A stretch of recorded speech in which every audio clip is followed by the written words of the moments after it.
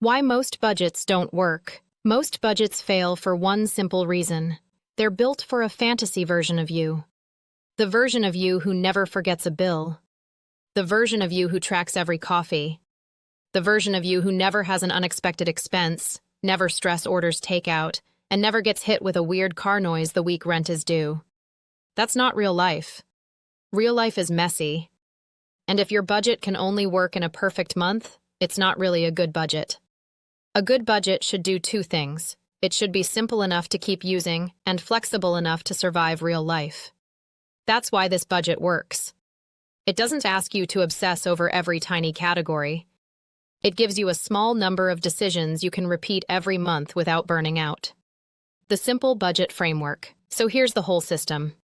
This budget has just 4 buckets. Bucket 1, bills first. Bucket 2, weekly flex spending. Bucket 3, goals. Bucket 4, buffer plus true expenses. That's it. 4 buckets. And once you understand them, budgeting gets a whole lot easier. Because instead of asking, where did every single dollar go? You start asking better questions. Did I cover my essentials? Do I know what I can spend this week? Did I move money toward my goals? And did I leave room for life to happen? That's what makes this budget practical.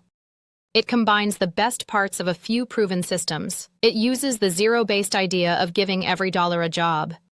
It uses the envelope logic of setting a limit before you spend. And it uses weekly guardrails, which makes it easier to catch problems before the month is already blown. So let's walk through how to actually set it up. Bucket 1. Bills first. The first bucket is bills first. This is your non-negotiable money. The stuff that keeps your life functioning. Think rent or mortgage, utilities, insurance, minimum debt payments, phone, internet, essential transportation, and other must-pay basics. This bucket comes first for a reason. Because if money is tight, the goal is not to pay the loudest bill first. The goal is to protect the essentials, protect housing, protect transportation, protect insurance, protect the minimums that keep you current. That matters because when people get overwhelmed, they often start reacting emotionally instead of strategically. But your bills first bucket keeps you grounded. It tells your money, these are the things we take care of before lifestyle spending even enters the conversation. Step 1 is simple. Write down your total monthly take-home pay. Then list your non-negotiables. Add them up. That number is your bills first bucket. Bucket 2. Weekly flex spending. Now this is where the magic happens. Bucket 2 is weekly flex spending. This is the part of the budget that makes the whole system easier to live with. Instead of trying to micromanage 10 different variable categories every month, you combine your day-to-day spending into one weekly number. That usually includes things like groceries, gas or transit, eating out, coffee, small personal spending, household extras, and random little purchases that tend to add up. Why weekly instead of monthly? Because monthly is too easy to ignore until it's too late. Weekly helps you course correct in real time. If you overspend on week 1, you know it right away. If you're doing well, you know that too. This is basically the same logic as envelope budgeting. You decide the limit first, and once that spending bucket is empty, you stop. That's why this works so well. Instead of constantly asking, can I afford this? You start asking, does this fit inside my weekly number? That question is simpler. It's faster. And it reduces a lot of money stress. Example with $4,000 monthly take-home pay. Let's make this real with an example. Let's say your monthly take-home pay is $4,000. Here's what the simple budget might look like. Bills. First, $20,300 weekly flex. $1,000 total for the month. Goals. $500 buffer plus true expenses, $200. That adds up to your full $4,000. Now let's zoom in on the weekly flex part. If you've got $1,000 for variable spending in the month, that works out to roughly $230 a week. And now you have your anchor number, $230 a week. That becomes your decision-making tool. So when you're at the grocery store, grabbing lunch, filling up the tank, or tempted by a random Target run, The question is no longer, can I technically buy this? The question becomes, do I have room in my $230 this week? That one shift makes budgeting feel much less overwhelming. Because now you're not trying to remember 15 categories. You're just staying aware of one weekly limit. Bucket 3. Goals. Bucket 3 is goals. This is where your money starts working for your future, instead of just reacting to your present. And the important mindset here is this: your goals are not what's left over at the end of the month. They are a planned part of the budget, just like a bill. Goals might include building an emergency fund, saving for travel, setting aside money for a sinking fund, investing, or making extra debt payments. And if debt is one of your goals, keep it simple. There are two classic payoff strategies. Avalanche. Pay extra toward the highest interest rate first. This saves the most money mathematically. Snowball.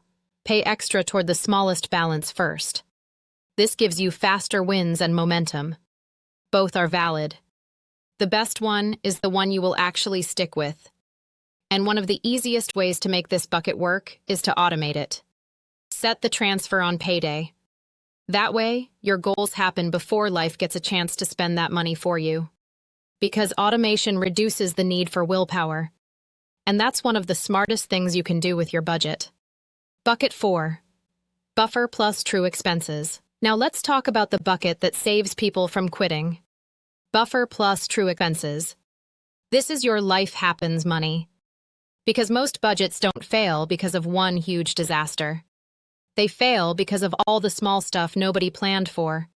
A birthday gift, a car repair, a school fee, a prescription, a higher electric bill, a random copay, an annual fee you forgot about.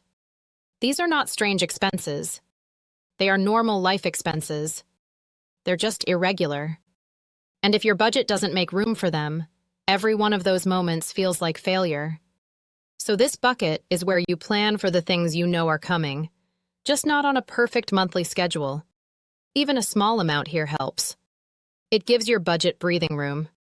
And over time, it helps you build real stability because it reduces the chance that every surprise turns into stress, debt, or budget chaos. The 10-minute weekly reset. Now here's the part that makes the whole system stick. The 10-minute weekly reset.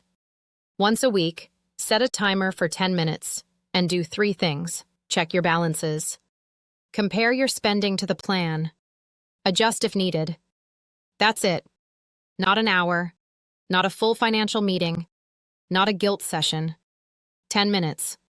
Because budgeting is not about proving that you were perfect. It's about noticing what happened and adjusting before it gets worse. If groceries ran high this week, maybe you pull back on takeout next week. If you forgot about an expense, move money around and keep going. If your weekly flex is working, great. Keep repeating it. That compare and adjust habit is the whole skill. That's what turns budgeting from a one-time spreadsheet into a real-life system. What if my income is irregular? Now let's talk about irregular income, because a lot of people assume budgeting only works if your paycheck is predictable. Not true. If your income changes month to month, the key is to separate your count-on income from your extra income. Build your bills. First, budget around the income you can reliably expect. Then treat extra money, seasonal income, overtime, side hustle money, bigger months, as money that strengthens the system.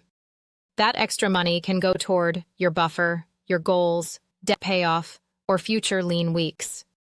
This is important because irregular income budgets fail when people build their lifestyle around their best month instead of their realistic month. So if your pay fluctuates, simplify even more. Base your core plan on what you can count on. Then use the higher months to create breathing room. Helpful tools you can use. Now let's talk tools. Because the truth is, you do not need the perfect app. You need a tool that fits your personality and that you'll actually keep opening. Here are a few good options. If you want a hands-on, intentional budget, YNAB is great for zero-based budgeting and really giving every dollar a job. If you want a clean, all-in-one dashboard, Monarch Money is a good option, especially for households managing money together. If you want a simpler, straightforward budget setup, Every Dollar keeps things clean and easy to follow. If you want to focus on subscriptions, bills, and a lighter budgeting style, Rocket Money can help you track recurring charges and monitor spending. If you want a simple, how much can I spend? View, Pocket Guard is helpful for people who don't want to overcomplicate budgeting. If you like envelope budgeting, Good Budget gives you a digital version of that system. If you love spreadsheets, Tiller can be great because it brings budgeting into Google Sheets or Excel. If you mostly want high-level visibility for free, Empower Personal Dashboard is good for seeing accounts, spending, and net worth in one place. And here's the most important part. Don't download 6 tools. Pick one and use it consistently. A simple system you actually use will beat a perfect system you abandon every time. So here's the whole simple budget again. Bills first. Cover your essentials first. Weekly flex. Give yourself one clear weekly spending number. Goals. Automate savings, debt payoff, or other priorities. Buffer plus true expenses. Plan for irregular life costs. And then do a 10-minute weekly reset so the budget stays real. That's the whole thing. No complicated money gymnastics. No trying to be perfect. Just a simple system you can repeat. If this helped, I want you to do one thing today. Figure out your weekly flex number. That one number can change how you spend, how you plan, and how much stress you feel around money. And if you want, drop it in the comments. Or tell me which category gives you the most trouble right now. If this video was helpful, like, subscribe, and share it with somebody who needs a budget that feels realistic, not exhausting. Thanks for watching, and I'll see you in the next video.